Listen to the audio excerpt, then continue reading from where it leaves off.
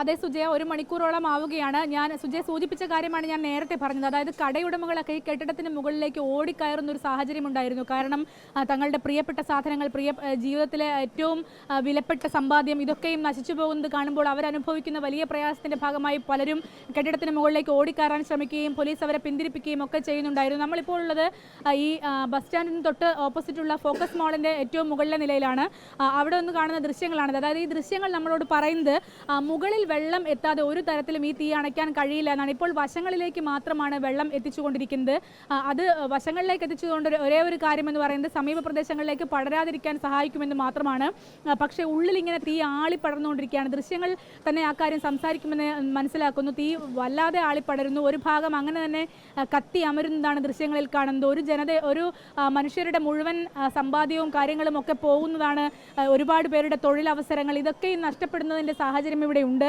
പല കടകളുടെയും ഉടമസ്ഥരൊക്കെ കരഞ്ഞുകൊണ്ട് ഇവിടെ നിൽക്കുന്നുണ്ടായിരുന്നു. അവരെയൊക്കെ പോലീസ് ഏറെ പാടുപെട്ടാണ് ഇവിടെ നിന്ന് മാറ്റിയത്. അപ്പോഴും പോലീസ് പറയുന്നത് നിലവിൽ കടയ്ക്കുള്ളിൽ ആരും ഉണ്ടാകാനുള്ള സാധ്യതയില്ല. കാരണം തീ പടർന്നു പിടിക്കുന്നു എന്നുള്ള അറിയിപ്പ് വരുമ്പോൾ തന്നെ എല്ലാവരും ഇറങ്ങി ഓടുകയായിരുന്നു ഈ കെട്ടിടങ്ങളിൽ നിന്നാണ് പോലീസ് അല്പസമയം മുൻപ് പറഞ്ഞത്. നാട്ടുകാരും അത് തന്നെയാണ് സംസാരിക്കുന്നത്.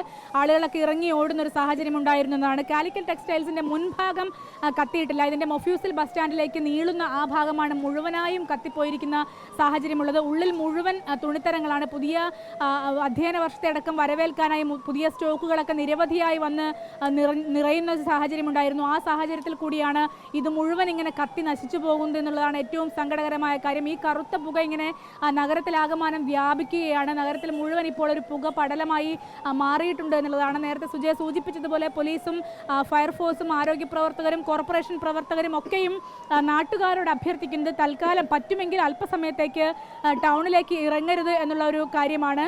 കാരണം ഈ ഗതാഗത കുരുക്കും ഒപ്പം തന്നെ ഈ ഫയർഫോഴ്സ് വാഹനങ്ങൾക്ക് വഴിയൊരുക്കാനൊക്കെയുള്ള സാഹചര്യങ്ങൾ ഒരുക്കേണ്ടതുണ്ട്. അതുകൊണ്ട് തന്നെ അല്പസമയത്തേക്ക് ഇങ്ങോട്ട് ആരും വരരുത് എന്നുള്ളതാണ്. അതിഭീകരമായ പുകയാണ് സുജയ ദൃശ്യങ്ങളിൽ കാണുന്നുണ്ടെന്ന് എനിക്ക് മനസ്സിലാക്കാനാവും.